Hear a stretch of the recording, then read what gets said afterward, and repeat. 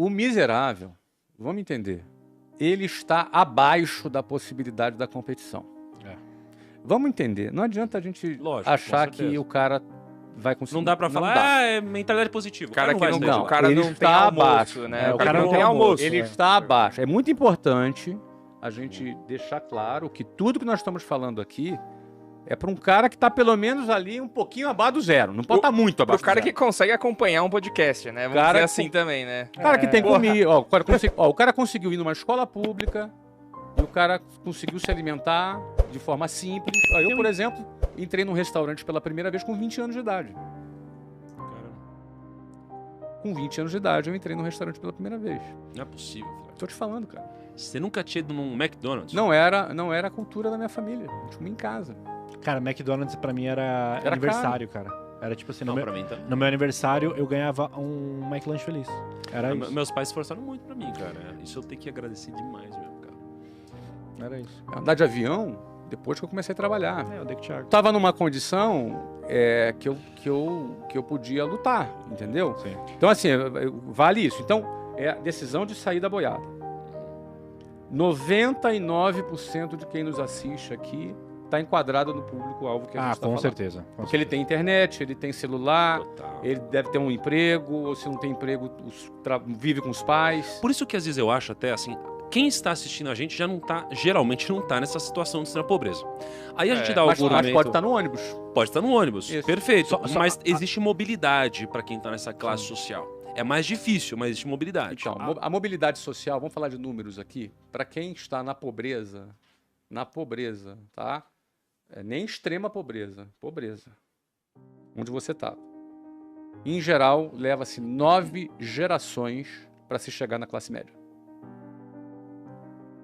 Na média, estatisticamente, 9 gerações. Então você já é exceção, Kaique. Você já é exceção. Não é? Então, o que acontece? São 9 gerações, cara. Imagina que são 9 gerações? É muita coisa. Agora, o cara que está ali na média, vamos lá, ele questionar. Ele tem que questionar. Se ele não questionar, daqui a 40 anos ele vai estar lá. Se ele se questionar, aí ele talvez tenha coragem ou não de sair daquela linha de montagem. Aí começa a funilar. Aí quando ele tem a coragem, ele vai ter que vencer o próximo obstáculo, que é a pressão de familiares, de amigos do seu ciclo de relacionamento. Nós temos a necessidade, o ser humano em geral tem a necessidade de ser aceito pelos seus peers, pelos seus próximos. Então, se você se vê reprovado por todo mundo, é como se o seu cérebro pensasse, espera aí, cara, será que tá todo mundo errado e eu tô certo? Você se sente reprovado, você se sente errado. Só que para você sair da boiada, você vai ter que nadar contra a correnteza. Você vai ter que contrariar a opinião da maioria. Você vai ter que ser movido por uma convicção diferente da lógica do status quo no qual você vive. E isso é muito difícil. E é humilhante. E é humilhante porque estatisticamente vai dar errado até dar certo. Exatamente. Então, assim, vai dar errado consecutivamente até dar certo. Você tem que ter muita convicção. E enquanto estiver dando errado, todo mundo vai te humilhar, porque a opinião de todos é que o que você está fazendo não faz sentido. Então você vai ser humilhado do começo até... E quando der certo, vão tentar te humilhar de novo. Eu queria que a gente tangibilizasse um pouco assim, a pegada aqui, Flávio, depois que você falar, de você falar assim, cara, beleza, na hora que rolou esse despertar, vamos assim, essa fagulha, que você se olhou lá no reflexo, olhava no reflexo do ônibus e falava, cara, pra mim já deu. O que você fazia, né, e o que você começou a fazer pra, tipo assim, velho, né, porque às vezes a galera distorce um pouco isso, fala, então eu tenho que virar empreendedor, então, não, cara, o que você... Qual foi a plantação que começou ali para entender, para sair disso? Tá. Minha primeira atividade que eu fiz, minha primeira iniciativa que eu fiz, eu tinha um relógio, que era um relógio, sabe? Eu tinha um relógio. Era um relógio de calculadora, vocês lembram o relógio de calculadora? Eu lembro. Cassiozinho. Eu tinha um Cassiozinho de calculadora. Adorava relógio. E aí a primeira coisa que eu fiz foi vender esse relógio, que era um presente que eu tinha ganhado. Aí eu vendi esse relógio. E com o dinheiro que eu vendi esse relógio, eu comprei mais outro relógio. E aí vendi esse relógio de novo. E com esse dinheiro, eu comprei outro relógio. E meu relógio foi melhorando. E vendi esse relógio de novo. Na terceira ou a quarta vez que eu vendi esse relógio, o cara que me vendia o relógio, o meu fornecedor de relógio, já comecei a conquistar um pouco a confiança dele. Então eu comprei um relógio novo e peguei mais 2 em consignação. Ele já confiou em mim, já me conheceu, confiou em mim que eu iria pagar ele. E aí eu vendi os 3 relógios. Levei, uma semana depois, o dinheiro. Ganhei o meu dinheiro do meu relógio e a comissão dos outros 2 relógios. Ou seja, o lucro do outro 2 relógios. Paguei os 3 relógios para ele. Comprei 2 relógios e peguei mais 2 consignados. E vendi os 4 relógios, e assim foi, e assim foi. Eu acho que eu vendi uns, sei lá, 150 relógios. Você foi na caruda. O que é caruda? Você foi Você chegava na rua e tava vendo relógio, você ligava pra empresa. Como que foi? Não, isso? eu comecei a vender assim. O primeiro relógio que eu comecei a vender foram para os meus amigos. Porque você não tinha técnica de venda, você não estudou isso. Você foi na caruda mesmo. Eu fui na intuição. Uhum. Tá? Na intuição. Então, e relógio é um produto muito simples de vender, não requer muita técnica. Então, você põe no pulsão ainda mais assim, um que fazia que cálculos, bonito. Mas naquela época tinha uma linha que existe até hoje, que é a linha Citizen ProMaster. Fiz a propaganda para Citizen aqui agora.